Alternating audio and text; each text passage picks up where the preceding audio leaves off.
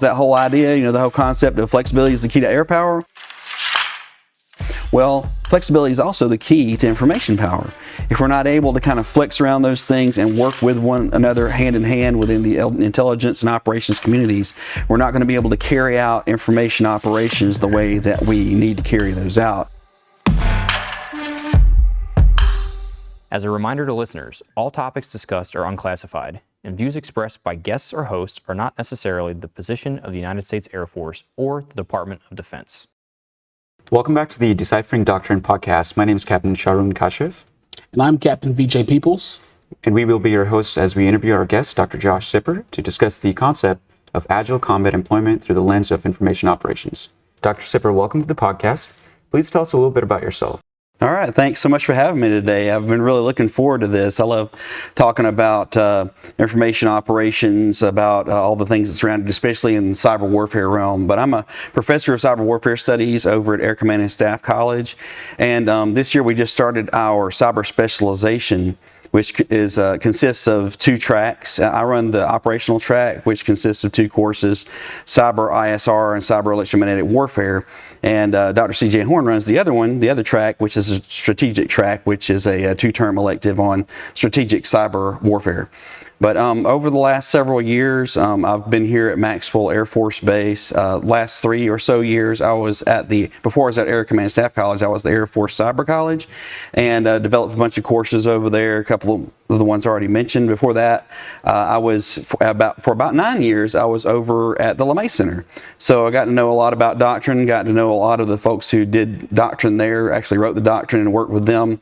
I was one of a 3-person team who actually created the Doctrine web application. So if you ever go to Air Force or doctrine.af.mil, I'll get it right here in a moment, and check that out. That's where all of the Air Force Doctrine is kept. Before that, I was at the 26th Network Operations Squadron, and I was the Chief of Cyber Crew Sandoval there. And before that, I was in the Intel community, worked for Lockheed Martin for a few years after I had separated from the Air Force as a ELINT mission supervisor for the U-2 mission. So I've had a long career from the Intel community all the way up into cyber for the last many years of my career, and still loving it, still enjoying it, and so happy to be here today.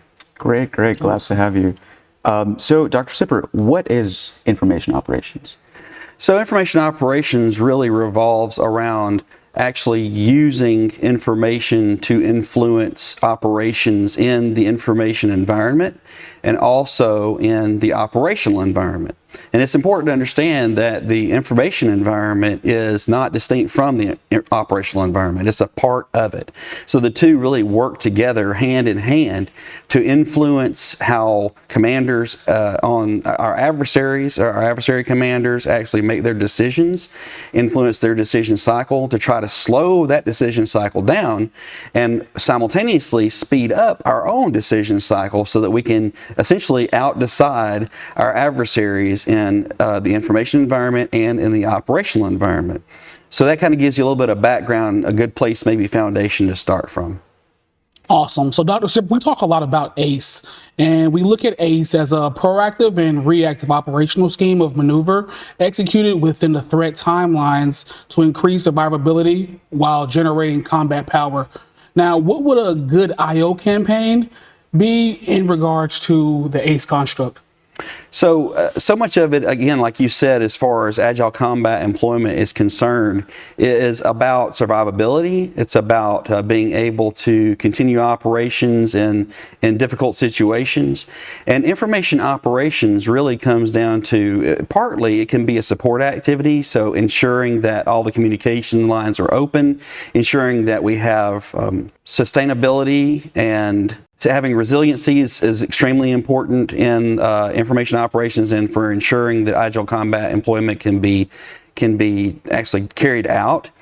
So from an information operations standpoint, using things like electromagnetic warfare, using ISR to ensure we have the right information calculus to start from. Also, of course, using cyber operations and cyber warfare to ensure that we have the information that pilots need, that air crews need, that everybody needs to be able to carry out operations in the information environment and in the operation environment are extremely important. So I would say that's probably the most important part of it. Dr. Sipper, if you could paint a picture for us and tell us what a information operations campaign may look like.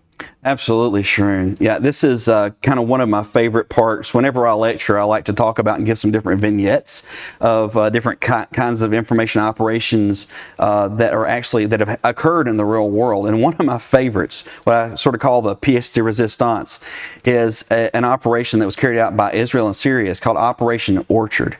And in Operation Orchard, what happened is Syria decided they wanted to build a nuclear facility in the middle of nowhere, Syria, with some nuclear scientists from North Korea.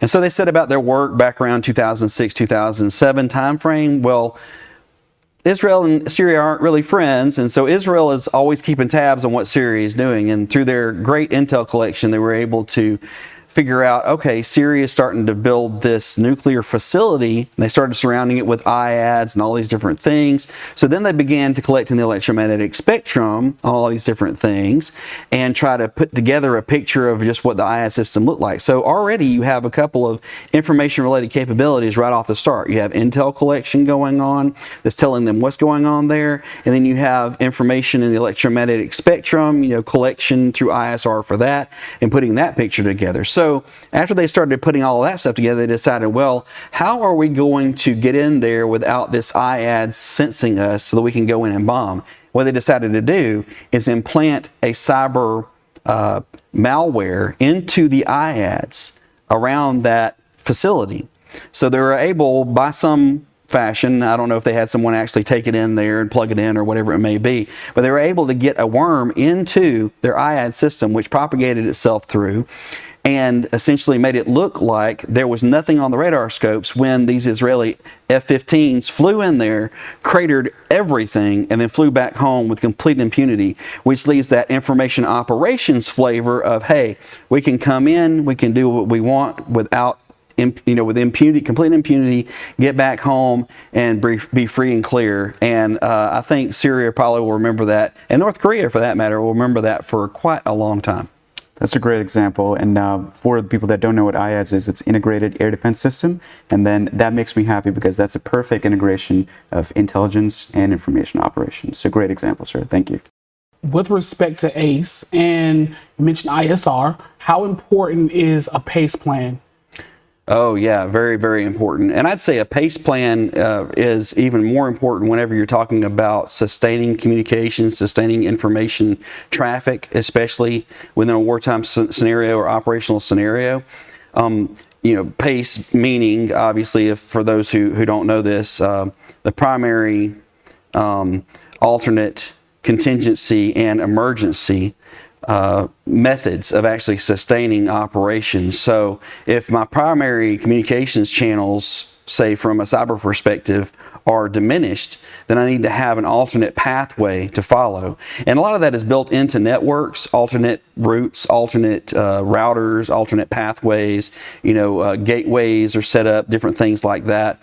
But a PACE plan is extremely important to ensure that operations continue to move forward. And from an Agile Combat Employment perspective, it's that agility and that resiliency that we're really looking for from an informational standpoint to ensure that communications lines stay open, that we have SATCOM relays, that we have, to be able to use NIPRNet, CIPRNet, JWICS, NSANet, whatever we need to be able to bring the information to the warfighter in a timely and complete fashion. Dr. Sipper, I'm going to circle back to something you said earlier. You mentioned your IC intelligence community background. You mentioned information operations and ISR, intelligence, surveillance, reconnaissance. I'm an intelligence officer also. We understand that information operations and ISR have a symbiotic relationship together. Could you expand upon that? What information-related capabilities, a subset of information operations, does ISR leverage? Oh yeah, absolutely. Information operations and ISR are extremely intertwined. If you think about it just from a historical standpoint, human beings have been doing information operations and intelligence, surveillance, and reconnaissance from ages past. You go back all the way to Sun Tzu, you go back to ancient Greece, the Bible talks a lot about gathering intelligence and using information. All of these things together and I'll speak a little bit from a cyber perspective on this too, just from the ancient history kind of way of looking at this. A lot of people don't know this, but the word cyber comes from the ancient Greek word kyberneti, which refers to a ship captain or someone who steers or guides or governs, or in this case, a boat through the water. But from an information standpoint, it's all about guiding information through systems, and that's like human systems and all these different things. But when it comes right down to it, that's exactly what we're trying to do with information operations, what we're trying to do with ISR, what we're trying to do with cyber operations and electromagnetic warfare. All these things together is trying to guide information through systems, both human and machine, and to be able to prosecute operations using all of this information together. So being able to intertwine all of those pieces together, and especially from an information operations and ISR standpoint, is just absolutely critical to being able to win in a peer fight especially. So I wanted to kind of throw something back at you guys a little bit, because you're from the Intel background, and you, VJ, what kind of background? Cyber. Cyber. Yeah, that's right. Cyber back. Specialization and more of an XCOM. Fantastic. Yeah. Fantastic. So I guess you guys may have operationally seen a couple of things that have taken place. Can you give any examples from your perspective that would maybe help me understand where you're coming from? Well, not what I've actually seen, but my biggest concern is, we talked about defense earlier. Yeah. Sharon talked about being on the defensive side. How are we going to defend weapon systems in these austere locations? Cyber protection teams? Do we do mission defense teams? What does that look like from a cyber perspective and in an ACE construct?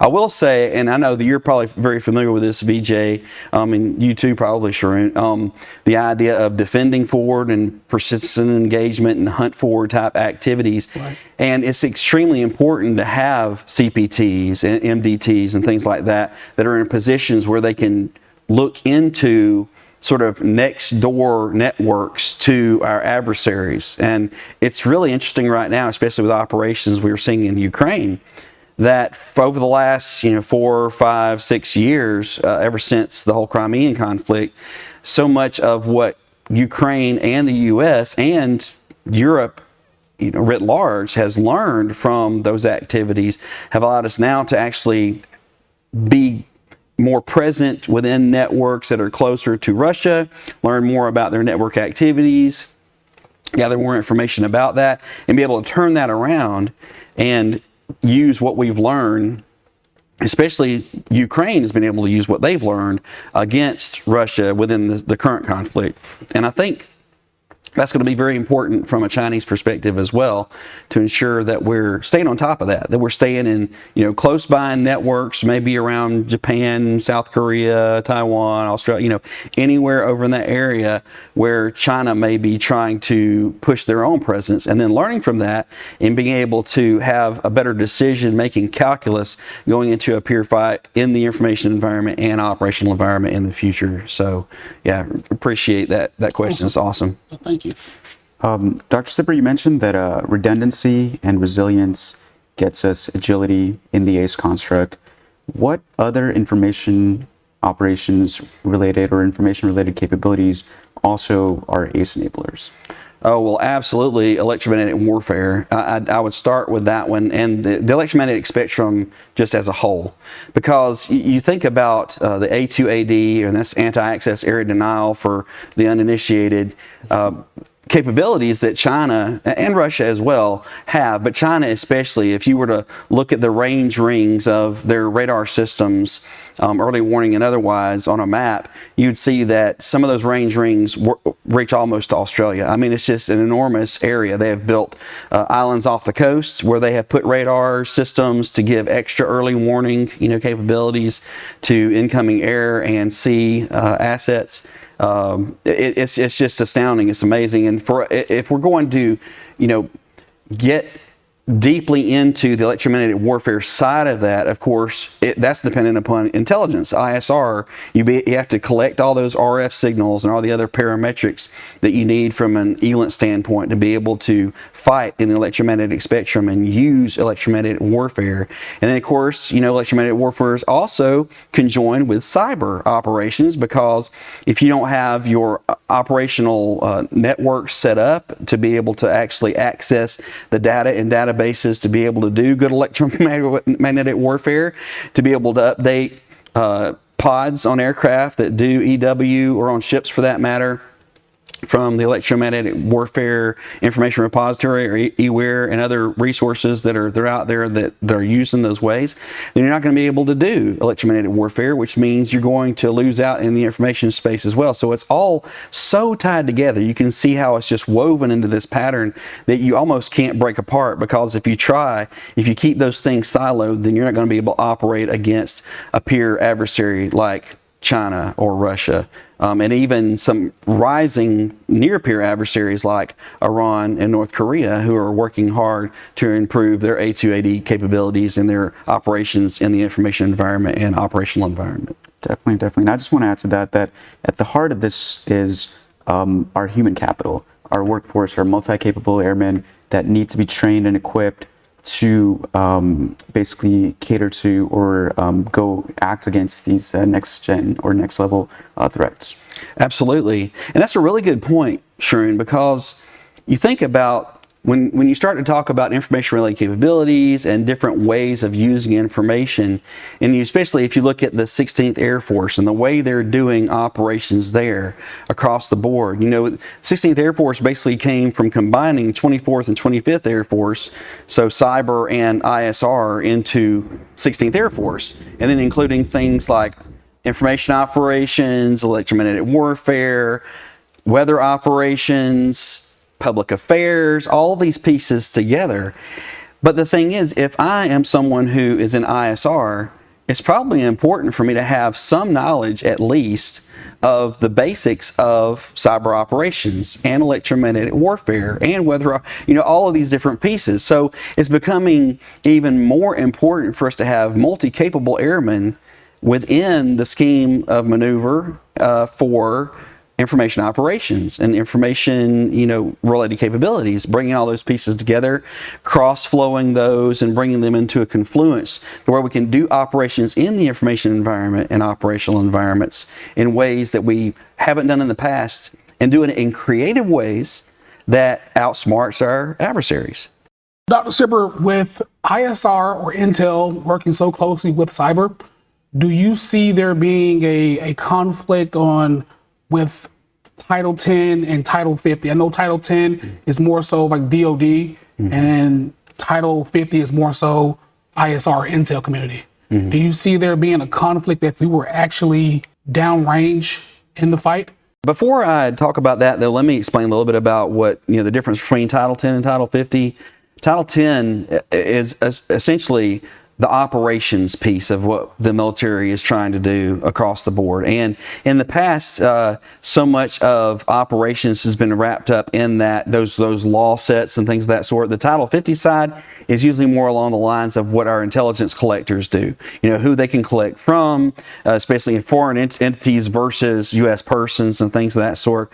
So there's generally been this dividing line between Title 10 and Title 50 of, okay, you stay on your operations side and I'll stay on my intel side, and we won't try to cross each other's boundaries. But that's where we're going with the conversation now, is just how flexible can we be? And what seems to be happening is, I don't want to say stepping over boundaries and stepping over lines, but a recognition that in order for operations to be carried out, there needs to be some flexibility around those different titles, and recognition of being able to communicate among entities as they do operations across those titles. Because from a Title 10 operations standpoint, obviously in the past it's been about, okay, only the operators are going to actually do warfare. Only the operators are actually going to be able to prosecute these different activities, versus your intelligence collectors from a Title 50 standpoint, who are only able to collect information, not necessarily do operations. Well, that has moved, that has shifted, that has changed in different ways. And it's interesting to see how that's happened, especially at the cybercom and NSA levels, because you have these entities there who are operating in information spaces side by side all the time. And it's important for them to be able to flex and control information in ways that allow them to operate in the best way possible. Because that whole idea, the whole concept of flexibility is the key to air power. Well, flexibility is also the key to information power. If we're not able to kind of flex around those things and work with one another hand in hand within the intelligence and operations communities, we're not going to be able to carry out information operations the way that we need to carry those out, especially against an adversary who doesn't have things like Title 10 and Title 50 to concern themselves with. So I won't say that those walls, those barriers are broken down, but I will say that there's a great deal of crossflow that has occurred, especially over the last decade in those environments. Yeah. Dr. Sipper, I want to talk about this aspect of information operations that's often overlooked. You touched upon it briefly. I want to see if you could discuss this more, is strategic messaging or public affairs or communications to get strategic effects. That is a subset of information operations. How does that have application in ACE? Yes, I would say very much so. When you think about things like public affairs and messaging and things of that sort, and they tie so closely with everything else we do, the great thing about public affairs is that they're basically all about telling the truth. You know, it's all about trying to get the information out there to people to say, okay, our adversaries are lying in this way. They're using disinformation, which has been then perpetuated as misinformation. And we need to be able to dispel the myths that our adversaries are putting out there to try to bring a clear truth to everybody who's operating within the information environment. And that's not just the people who are in the military or at government levels. That's the populace of the world, the globe, because we have that kind of global reach from a PA standpoint that we don't necessarily have within the intel community or from the 16th Air Force standpoint or even Cybercom. So being able to leverage that global reach through information that PA brings to the table is extremely important, and I believe it does make us more agile because then we're able to pull on those threads and be able to have a better decision calculus as a result of being able to message not just to our adversaries but to the world the truth that we are getting out there in front of people to say, okay, here's what operations we're doing, here's why we're doing them, and here's the truth behind them to allow us to be able to operate more freely within the operations and information environment. Awesome. So tagging on, excuse me, I'm sorry.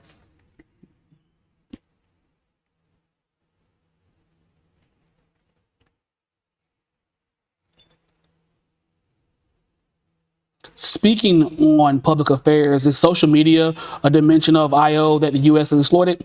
And if so, are there any potential advantages or disadvantages to using social media as an IRC?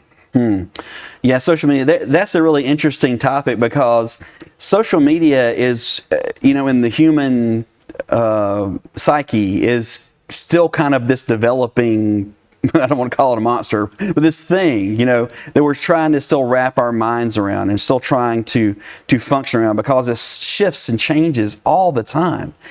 There's an interesting project that's been going on for years up at the University of Alabama at Birmingham, run by a gentleman named Gary Warner, and it includes 20 to 30 students, and what they do is something called omit, which is kind of a field of OSINT, or open source intelligence. SOCMINT stands for social media intelligence. And the idea is that these students, under the tutelage of Mr. Warner, actually track down criminal and terrorist elements within different auspices of social media. So like for Facebook or Twitter or Instagram or many other companies like that. And they route those, they actually report those to Facebook or whatever they're actually working for, and they'll go in and remove that presence from their social media site, their social media platforms. Really interesting way of doing that and thinking about that kind of intelligence. Now, a lot of those companies are doing their own kind of work now, but UAB is still doing that kind of work. There's lots of other companies who actually do that kind of work. They're doing this social media intelligence to track down these elements that are unsavory within these social media sites so that they can remove them. And I see that as, just one more example, one more space where we're trying to ensure that the information that is actually being spread across the globe through social media sites or whatever it may be is the best information we can see and the best information we can deal with. And also ensuring things like, so the operation y'all may have heard of, Glowing Symphony, that was carried out by JTF Ares, a joint task force that's under MAR-4 Cyber, so the Marine Forces Cyber. That happened a few years ago, and what had happened is out of ISIS had grown a cyber caliphate. And so the whole idea of Operation Glowing Symphony under JTF Ares was to go and uproot that cyber caliphate and destroy it by taking away their social media presence so they couldn't recruit, so they couldn't do coordinated activities for operations, so they couldn't do different financial transactions coordination through social media and other outlets. They were able to uproot their dark web presence, they were able to uproot their surface web presence, and to bring that cyber caliphate to a halt completely. And that fight still continues today in other auspices of, criminal groups, terrorist groups, things of that sort. But that was really the first big example that we saw of really that kind of warfare occurring in the information space that is social media. So I expect to see more of that as time goes by, because social media is only growing and it's not tending to go anywhere, and we have to be concerned with that in a peer fight just as much as we do in a fight with terrorist organizations or criminal organizations and things of that sort. I wanted to talk briefly about legality of things, Dr. Sipper. We use terms such as defensive, offensive, our strategy to approach the enemy. I understand we're a force for the good, but do information operations or information-related capabilities under the ACE construct follow the law of armed conflict, the LOAC? Very interesting idea, and it's still kind of one of those areas where it's hard for us to wrap our minds around, because from an international law standpoint, the UN Charter actually has laws that are being used to govern the way we do things in cyberspace and in the information environment and things of that sort. But whenever you bump that up against the way that some other countries look at it from a law standpoint, it doesn't necessarily marry up completely. There's a manual called the Talon Manual. I don't know if y'all have heard of that before. It is not law, but it's a lot of really good law suggestions. It was developed in Tallinn, Estonia, back about a decade ago, after Russia had hacked into Estonia's network and caused a lot of problems there, had done a massive cyber attack on Estonia. And Estonia decided to stand up and, start actually trying to fight back against this by writing down some international law suggestions. And they have a huge conference there every year called SciCon, where they delve even deeper into the strategy and policy pieces of this. So as far as, obeying international law, obeying the law of armed conflict, things of that sort, I believe that we're staying right where we should be with that, and actually trying to reach farther and farther into, okay, how are we establishing norms? How are we establishing law? How are we establishing agreements with international partners about how this should really be done? Because it's becoming more and more important, especially as we see there are so many peer competitors out there who don't necessarily adhere to the same values, norms, etc., and laws as we do. So, Dr. Sipper, as we talk about ACE and our adversaries, how do you see us protecting our ICS or our industrial control systems or SCADA systems? Or better yet, how do you see us attacking China or Russia's ICS or SCADA systems? Yeah, that's a great question, VJ. So much of what we do today is based off of our ability to be able to transport things like fuel and ensure that we have access to electricity, to be able to have drinking water, all of these things that make it possible for us to operate just simply as human beings, but also in the operational environment, the information environment, and so on and so forth. And I think a lot about, as you were mentioning, industrial control systems and supervisory control and data acquisition systems or SCADA systems. Those are so tied into what we call Web 4.0 now, or the industrial Internet of Things, Well, a lot of people don't realize that we also have a military Internet of Things. So much of what we do in the military is all tied together. We have space vehicles, we have aircraft, we have land vehicles, ships, all these different things, and they're tied into these networks. They're tied into this big military Internet of Things. And that really becomes platform technology, which is tied into something like an industrial or control system or SCADA system, that we have to concern ourselves with. How are we operating that? How are we defending that? How are we ensuring that that is safe? I just recently had an article published in the Journal of Information Warfare that is all about industrial control systems, critical infrastructure, and information warfare, the information-related capabilities that are surrounding those different pieces of what we do. So, and especially from a critical infrastructure standpoint. And the way that I took that conversation in the article was to say, okay, we concern ourselves so much as far as critical infrastructure is concerned with cyber vulnerabilities and cyber threats. But we aren't really thinking very deeply about the electromagnetic warfare threats or the electromagnetic spectrum threats. We're not thinking about the intelligence threats or the kind of intelligence that is being collected on our critical infrastructure and how to keep those secrets secret. We're not thinking about how information operations may affect the American society's way of looking at the way we're doing critical infrastructure and all of these things. Well, in order for us to be able to stay agile in those systems, we have to concern ourselves with those as well to ensure that we can continue operations. Well, it's the same thing for what I called a moment ago, the military Internet of Things. We have to concern ourselves with all these information-related capabilities. We have to concern ourselves with making sure that all of those are operating as they need to operate, and also what we talked about earlier, the redundancy, the resiliency that's a part of ensuring those operations continue so that we can have the agile combat employment. But again, that goes back to multi-capable airmen. Are we tying the capabilities back to people?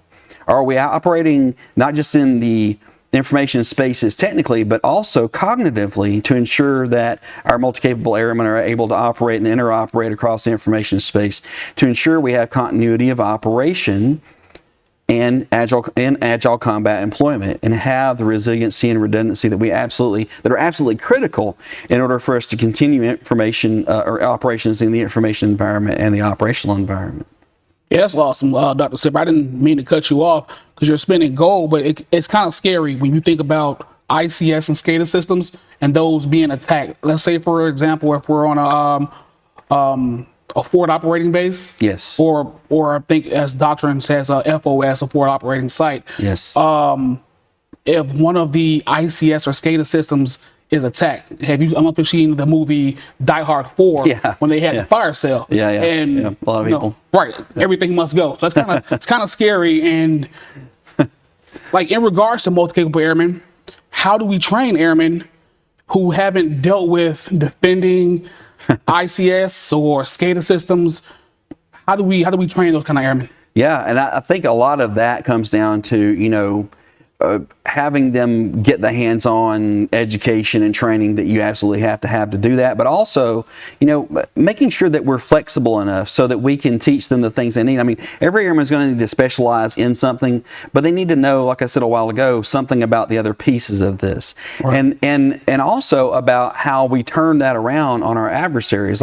And I forgot to get to that piece of the question a minute ago, VJ, so I apologize, but a really good piece of the question that you asked was, how are we going to turn this around on our adversaries? How are we going to think through the problems of, okay, how are we going to bring their industrial control systems to a halt? Or how are we going to at least interrupt those? What we're seeing in Ukraine right now is so different from what we saw back in 2014, 2015 timeframe when there was interruption to critical infrastructure, electricity and water and all these different things that Russia was doing in Ukraine during the Crimean conflict. Now they've just gone full kinetic. Now it's all about, okay, let's just bomb the things. Let's just use drones to, they're calling them suicide drones or whatever you want to call them, to fly into substations or whatever it may be to take away power from the Ukrainian people in Kyiv or wherever it may be that they're trying to continue operations. And it's interesting to see how that's kind of working and how they're doing those things, because those may be issues we have to turn to. Those may be things that we have to think about in the information environment, in the future, and how we're going to do that. Do we want to go kinetic? Is kinetic the best way to go, or would it be momentary lapses in electricity or dam operations or shipping or trucking or whatever it may be that continues, fuel flow that continues to allow our adversaries to operate in kinetic space and non-kinetic space? If you just think about the Colonial Pipeline hack that took place, a ransomware attack, that was perpetrated by Russia not that long ago here in the United States. That brought fuel flow to a halt along the whole eastern seaboard in the United States. Unprecedented. I mean, amazing that simple type of attack could actually bring that type of critical infrastructure of delivering fuel to a halt in almost the entirety of the eastern United States of America. And seeing that, thinking that through and going, okay, well, how can we apply that in a wartime scenario to be able to stop fuel transport to aircraft or to land vehicles or ships or whatever it may be that China or whomever may be trying to use in the kinetic space, or to just continue operating, their capabilities in the information space, because you have to have electricity, you have to have, cooling, you have to have all these things to be able to operate in the information space and have your server farms working like they're supposed to. So these are there's so much entanglement that we have to really try to suss out and get into and dig into to try to figure all these issues out. So, and Dr. Slipper, I just wanted to mention or get your take on how information operations to a combatant commander or a deployed commander in a conflict or as a tool in his ACE tool belt is almost a combat credible deterrent against the adversary. And us keeping up on the defensive, us keeping up on the offensive continues to provide us a deterrent against the adversary. Absolutely. There's no doubt about that. A lot of, the way I hear it put is reveal to deter, conceal to win. So in this case, there are so many things that we want our adversaries to know at some level about just how much power we can bring to a fight. And if we can bring the power in the information environment to a fight such that our adversaries see, we need to back down from this for this reason or the other, whether it's, let's say, economic or military or information, whatever part of the dime model you want to look at, our adversaries have to concern themselves with just how much power we can inject into a fight in the operation and information environments. So yeah, a big part of that, Sharon. Great. And sir, could you clarify DIME for our listeners? Oh, sure. DIME is generally the model is diplomatic is the D, information I, military M, and economic is E. And so much of the way that we think about international relations, the way that we actually fight in the information space and operational spaces, we think about how much entanglement is between all of those different pieces of the DIME model. Something that I've talked a lot about in the past, and I think there's probably been a lot of discussion between y'all as well, is the fact that we're so entangled with China economically. We hurt China, we hurt ourselves. And China knows this too. China hurts us economically, they hurt themselves. That level of entanglement in just that part of the DIME model really changes our decision calculus in a lot of situations. It makes us kind of rethink some things that we're trying to do in the economic sphere against China or them against us. And we have to think about that not just from an economic standpoint, but also an information standpoint, also a military standpoint, and definitely a diplomatic standpoint. So, whenever we're talking about or trying to decide how we're going to do operations, we have to always think about how that affects not only us, but our adversary, which could come back to affect us again. That's going to do it for today's episode of the Deciphering Doctrine podcast. This podcast is produced by the LeMay Center, mixed by Air University Public Affairs, and conducted by students at Squadron Officer School. Thanks for listening, and we'll see you next time.